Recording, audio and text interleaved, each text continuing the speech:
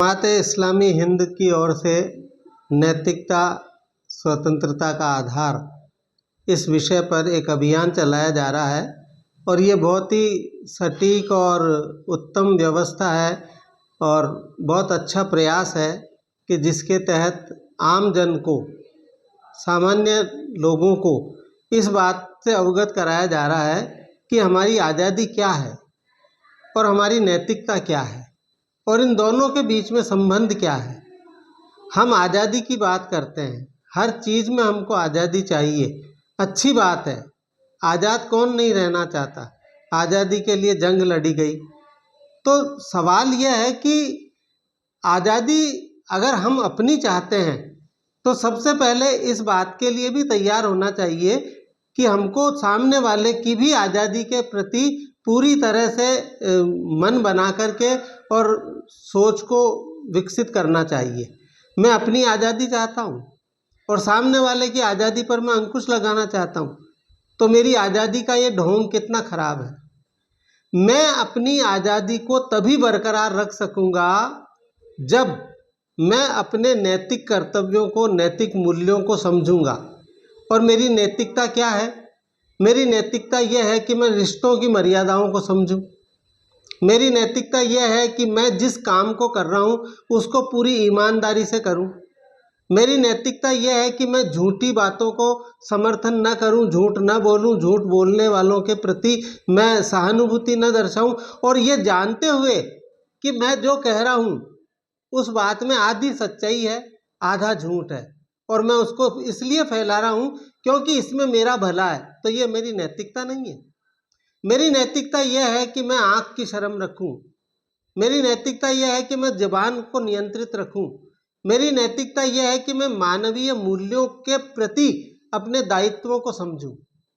अब आज अगर मान लीजिए कोई व्यक्ति सड़क पर जा रहा है, दुर्घटना हो जाती है, या कोई व्यक्ति है जो जाम में फंसा हुआ है और वो तकलीफ में है, तो मेरी नैतिकता क्या कहती है कि मैं अपना स्वार्थ छोड़ूं और पहले इस बात का इंतज़ाम करूं कि उस आदमी को तकलीफ से निकालूं। अगर कोई मुसीबत में है, अब मुसीबत में कोई भी हो सकता है। आज जितने भी समाज में ढोंग, परेशानियां, झगड़े, विवाद और तनाव हो रहे हैं, उसके पीछे सबसे बड़ी वजह क्या है कि हम लोग अपने आप में केंद्रित हो गए। हमको अपने आसपास की दुनिया से सरोकार नहीं रखा, हमको दूसरे से मतलब नहीं है, बस तकलीफ वही है। और यही वजह है कि आप किसी को, एक महिला को उसका पति पीट रहा है, तो हमारा नैतिक कर्तव्य क्या है कि उनको रोके।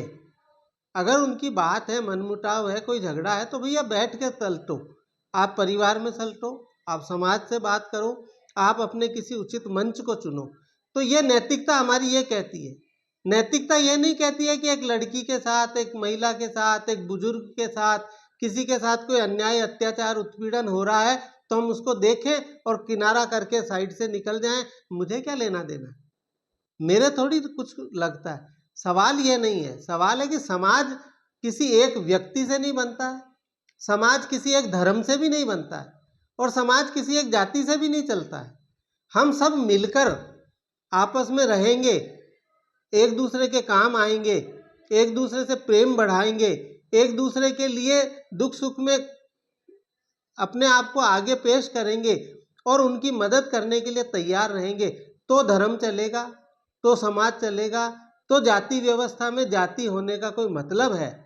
हम उस कर्तव्य को ईमानदारी से निभावें, हम अपना वो काम पूरी निष्ठा से करें, समर्पित भाव से करें और उसमें कोई बेईमानी ना करें, उसमें हम किसी का नुकसान न सोचें।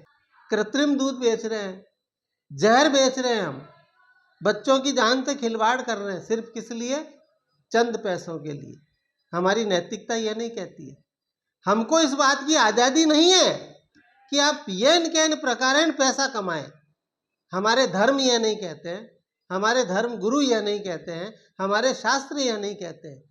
सवाल यह है कि हम नैतिकता को समझें और संविधान ने हमको नैतिक अधिकार और मौलिक अधिकार इनके बारे में बातें बताई है। हमने उनको नहीं पढ़ा, हमने उनको नहीं समझा।